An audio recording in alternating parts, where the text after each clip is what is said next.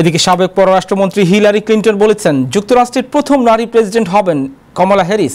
তিনি ভাঙবেন সেই সুউচ্চ কঠিন বাধার দেয়াল। সম্প্রতি শিকাগো রাজ্যে ডেমোক্রেটিক পার্টির জাতীয় সম্মেলনের মঞ্চে দেয়া ভাষণে এই কথা বলেন হিলারি। 4 দিনব্যাপী এই সম্মেলনের উদ্বোধনী রাতে অতিথি হিসেবে ভাষণ দেন হিলারি ক্লিন্টন। তিনি বলেন, 2016 সালের প্রেসিডেন্ট নির্বাচনে ডেমোক্রেটিক পার্টির হয়ে মনোনয়ন জিতে প্রথম নারী প্রেসিডেন্ট পদপ্রার্থী হিসেবে একটি বাধার দেয়াল ভেঙেছিলেন হিলারি নিজে। এখন কমলা হ্যারিসের সময় এসেছে দেশের প্রথম নারী প্রেসিডেন্ট হয়ে বাধার দেয়াল ভাঙার। America wide enough for everyone. Together we've put a lot of cracks in the highest, hardest glass ceiling.